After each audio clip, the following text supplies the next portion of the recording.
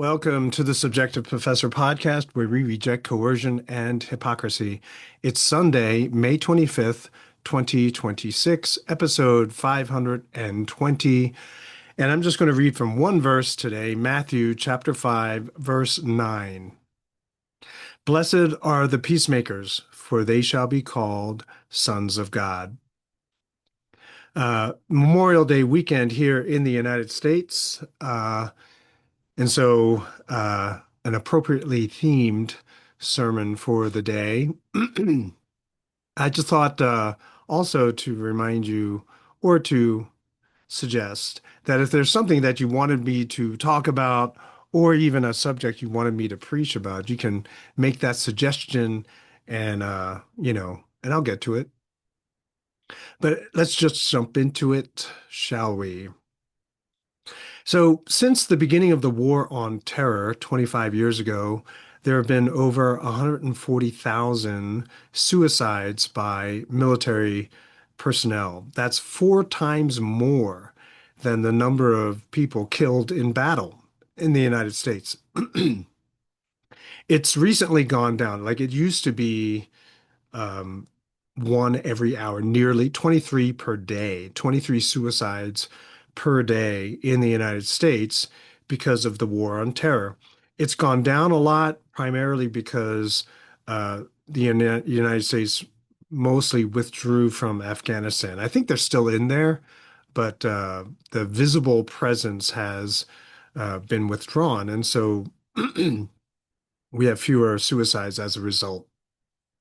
Paul Valery, a French scholar, poet, philosopher, said once, "War is a massacre of people who don't know each other for the profit of people who know each other but don't massacre each other." In other words, war is not for you or for me. And it's also said that most, if not all, wars are started with lies. This means that people of truth, that would be Christians, must oppose most wars, if not all of them. The people of God must be for peace, and that's what we're going to talk about today, the faith that makes peace. Now, in general, all life is a kind of war because life is competition. And I've talked about this before in the context of Sun Tzu and other episodes like that. But the reality is that we cannot avoid war as such. But we have to keep in mind that there are two kinds of war, generally speaking. There's the legal war and there's the illegal war. Now, because resources, especially time, is limited and human desire is infinite, there's always going to be competition and conflict. Some people, because they cannot compete well, fairly, legally, they turn to violence. In other words, instead of winning by becoming better, people use force to take what is not theirs.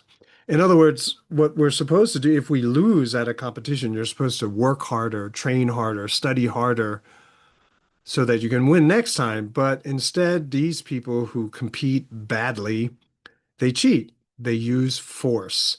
And that would be the illegal war to which I'm referring. In other words, legal war, and I don't mean fighting a war by certain rules, but an illegal war. So, for example, striking first, preemptive war, a war of choice, call it what you will, that's illegal. And it is illegal according to world international law.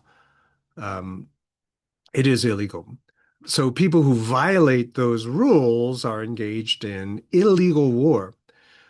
You can see this also among little children. Bullies among kids are those basically who grow faster than all of their peers. And so they use their size to get what they want because they can just take, they can use force to simply take. They don't bother to study, they don't bother to learn much of anything. And so eventually bullies will lose their power if not before graduation, then by graduation, because the playing field changes, the rules change. Other people get bigger, stronger, or they just simply get a job. And so these bullies become losers. This is why law is so very important. Law preserves order so that competition doesn't turn into killing, so that, we preserve the legal sense of competition. And so law brings justice. Good is rewarded and evil is punished. But sin makes it so that people forget law. And especially when people gain power, enormous amounts of power that they never had before, that they weren't trained to understand and wield, they forget about law and they begin to think that they will always be powerful. Nothing can touch them. Nothing will ever touch them. And so, why pay attention to law?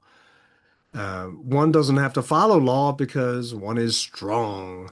One begins to think that peace is only the peace that you like, right? When things go your way, then that's peace. And if it doesn't go your way, then that isn't peace. Obviously, I'm making a reference to Pete Hegseth, who basically claims that he can ignore law because we're really men. We're really a fighting force, and so we don't have to pay attention to law. Law makes you weak, that kind of idiot thinking that he's been spewing out lately. So it's sin, basically. Sin made us forget not only international law, but God's law, even God himself. Many people usually only like the concept of God or God himself if things turn out their way. And so a lot of people will go to church, claim that they are Christians, but they pursue interpretation and meaning which enables their sinful desires. Jealousy and hate are normal and legal. By the way, I forgot to say it earlier, but the program that I'm using, which is Zoom, they upgraded the software, and so all the microphone settings are weird. So I'm experimenting with the settings.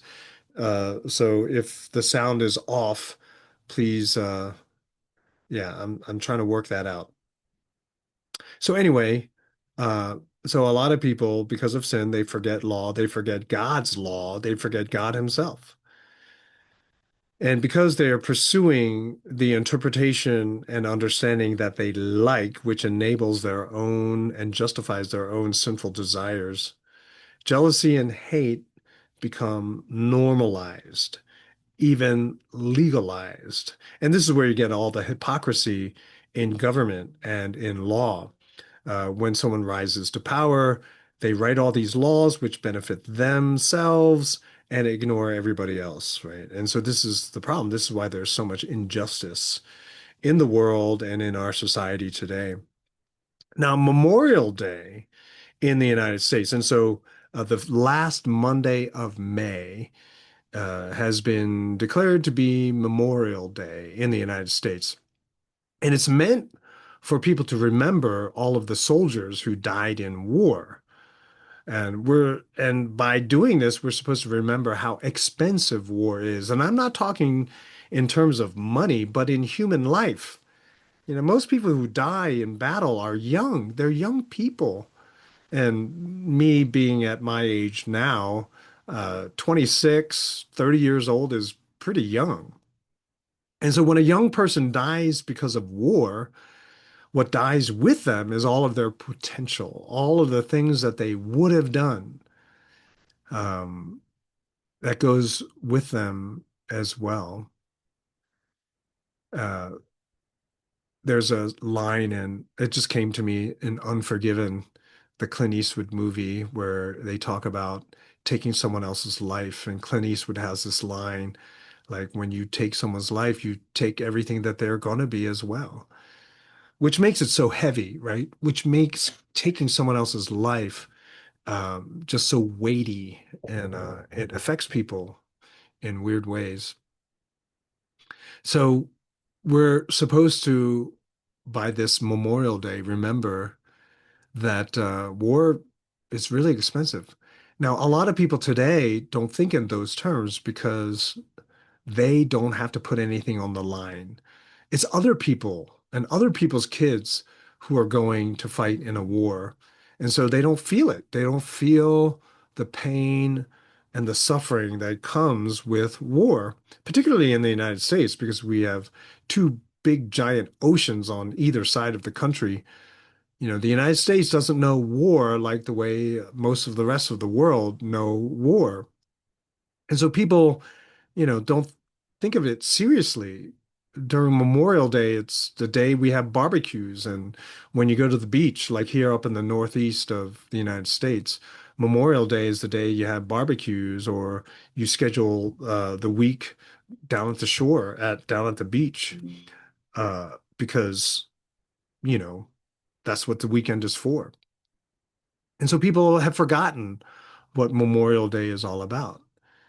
And people have forgotten that peace is better than war and that war must be avoided at all costs. And what I always do and what I've always done is that I imagine losing one of my children because of a stupid war that a politician has forced us all to participate in.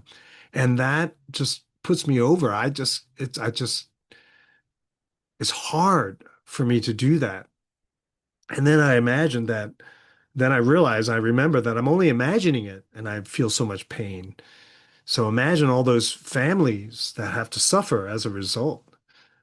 And it's quite painful. But this meaning of Memorial Day has become confused. And instead of people remembering how horrible war is, people now go to the cemeteries and they start calling everyone heroes, and young people see this as an opportunity to become a hero.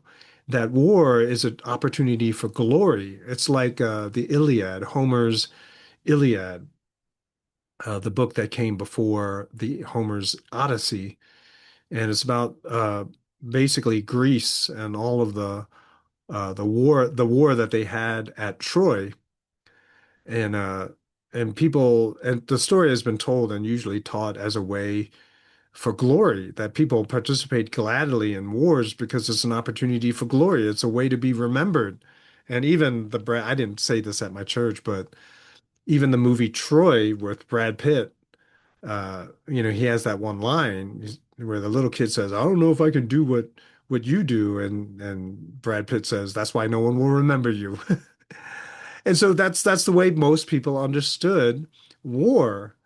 But I believe there's a deeper meaning in Iliad, and I might have talked about it before. But and so even in the United States now, because war is now seen as an opportunity for glory by people who are not in the military, right?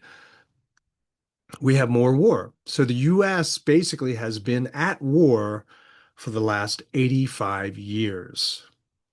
And it's only now that we're going to finally feel the pain and suffering that we've been exporting. It's now coming home now.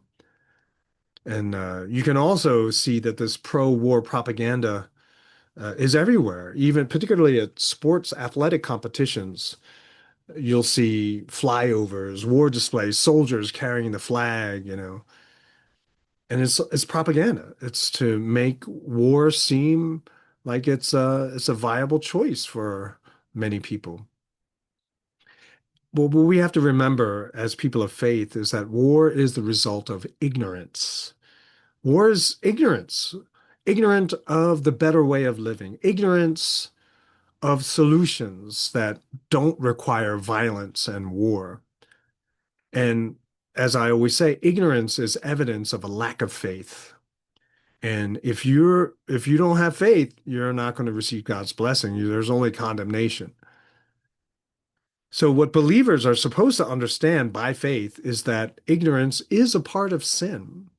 And so therefore we have to get rid of that sin. We have to get rid of that ignorance. And the only way we're going to do that is through active, intentional learning. Otherwise, we're going to remain ignorant and we're always going to be violent. I mean, think about violence. Uh, it's the ignorant way of solving things. Or defending ourselves in the face of violence, that's one thing, right? But to initiate violence, to use violence to get what we want, that's just the way of ignorance. This is very short term, because in the long term, it's just going to come back and hurt you. Now, Jesus gave us knowledge and wisdom through faith. Because he came to this earth, because he died on the cross, we have the opportunity to live by faith, to receive the grace of faith, and then live according to the truth that he came and taught us. Living by faith means that we are now enabled to not only learn the truth of Jesus Christ, but also live by that truth. And in that truth that Jesus taught us is the truth of life, the meaning of life, the way and principle of life. And living by these principles, living by this truth, we can tell the difference between good and evil, right and wrong. We're supposed to make choices that testify, give testimony to the fact that we understand the difference. And the more that a believer grows in faith, the more that we should recognize that war is the way of ignorance. Like we could use force, but we don't. We could employ violence and get what we want, but we do not because we know that there's a better way. See, this is what it means to live by faith. So life by faith becomes a competition against ignorance. Living by faith, we're fighting against ignorance. And ignorance includes darkness, misunderstanding, jealousy, hate. And think about racism, okay? What is war? I mean, racism is a very, very important part of war. You got to get people to hate another group of people so much that you want to kill them, right? That, if you don't even know any of them, you've never met any of them, you know nothing about them, but hey, you got to kill them. So all these people during the Ukraine war, when the Ukraine war started, stand with Ukraine because we got to kill all those Russians. I don't know where you live right now, but where I live, there are Ukrainians and Russians, right? This whole neighborhood is filled with Ukrainians and Russians. And when I would teach in the university, I think I've said this story before in one of my non-Sunday recordings, but I had a Ukrainian student. She would just go on and on about how evil and hateful these Russians are, and we got to kill them. And the girl next to her was Russian. Uh, so this idea that these Russians are evil, we got to kill them, it's just so weird. Same thing with Iran, all these different countries, Vietnamese, Germans, whatever. You have to practice racism. In other words, put everyone in a category and treat them all in the same way. That is a fundamentally important part of war. Because without it, once you start thinking of them in terms of individuals, you can't have war. But that's what propaganda is for, to get everyone to hate them so much that we're just going to blindly kill them if we have a chance. Now, the real enemy for Christians, for true believers, we have to realize that the real enemy are the people who want war and who will say and do anything to make us participate in a war. Right? Those are our actual enemies. We have to realize that peace is life. Avoiding war and violence is the way of knowledge and wisdom. This is the way of faith. Jesus is the Prince of Peace, for crying out loud. We don't worship the Prince of War. Uh, like when Hegseth or when Trump or whoever changed the name of the Department of Defense to Department of War. I mean, that was a clear signal to everybody in the whole world. These people are goofy. These people are ignoramuses. How can you say that? And how can so many people who are so-called Christians in this country not say something about this, continue to support this guy? It's crazy. We serve the Prince of Peace. And so the people of faith must be for peace, no matter who's president. I criticized the war when Obama was president. I criticize the war when Trump is president. It doesn't matter. You're not pro-war because simply someone else was, the face of the deep state. I mean, that's not how it works. When people say that we're engaging in a war because we're fighting for peace, yeah, that's just a way of hiding their lies and the agenda and whatever plan they have in their heart. It's a cover. It's just propaganda. Wars in general hide the evil and the lies of the leaders of countries. Even now, a lot of people believe that this war in Iran is just simply to cover up the Epstein files. So again, as followers of the Prince of Peace, we have to be against all of this. We oppose ignorance. And as I said before, if someone else attacked us first, after careful examination, I mean, we have to defend ourselves, right?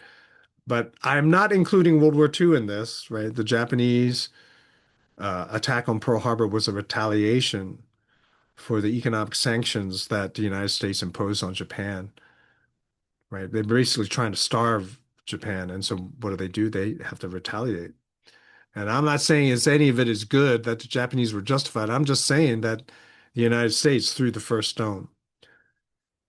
Now, believers have to show people the way of truth. Truth is peace. We have to tell people what we can do instead. We have to fight against the emotions of hate and jealousy, which come from ignorance, and we have to push for peace. Peace not only is the way of faith, but peace is the way that you help poor people. Why is everything getting more expensive today? War is the reason why there's so much inflation today.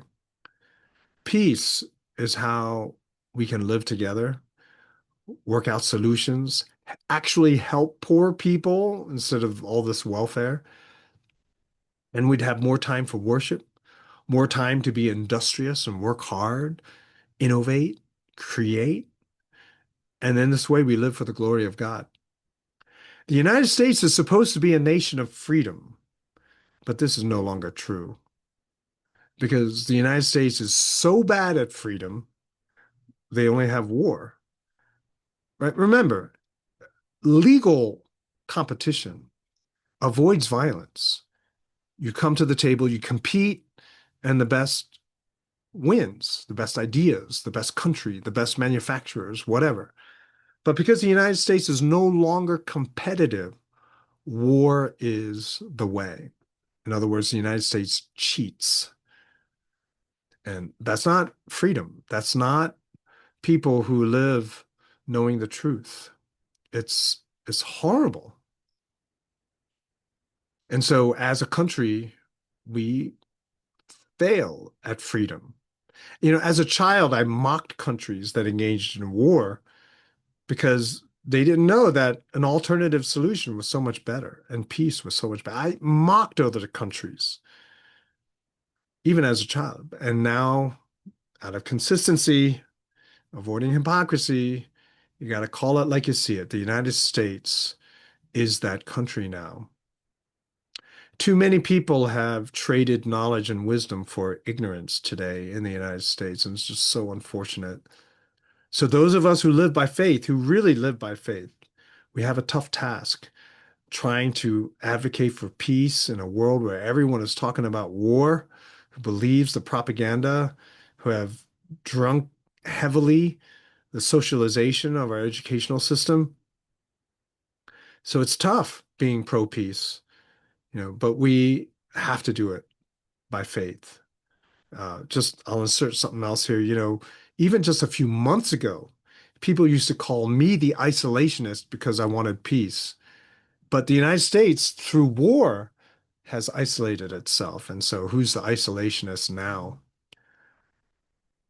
Living by wisdom, living with true knowledge, we fight against ignorance. We fight against the stupidity of temporary truths, of convenient truths, and we fight for something which is real. And if we do that, in spite of how unpopular it is, there's blessing. First blessing is that because we strive for peace, no matter how unpopular it is, no matter what happens in the world, We are testifying our faith. Remember, war is the result of ignorance. This illegal, criminal competition is the result of ignorance. It's a failure to do what needs to be done. And so to be opposed to that is a testimony of faith. People who live in ignorance think war is a good idea. People in faith always see that there's a better way. Verse 9, our passage for the day, blessed are the peacemakers, for they shall be called sons of God. Because we are striving for peace, we are working for peace, we're ever living for peace, trying to testify to peace, yeah, we become sons of God or children of God. Don't want to exclude the lady folk. But I don't know about you, but I want to be a child of God. That's what being faith is, living by faith is all about.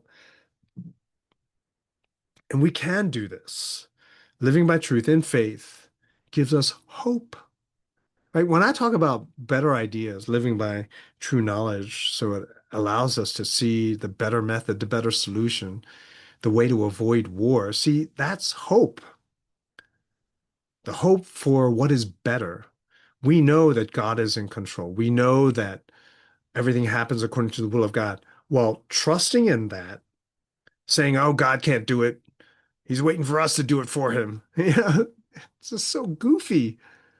And so we have to live true faith in hope according to the word of God.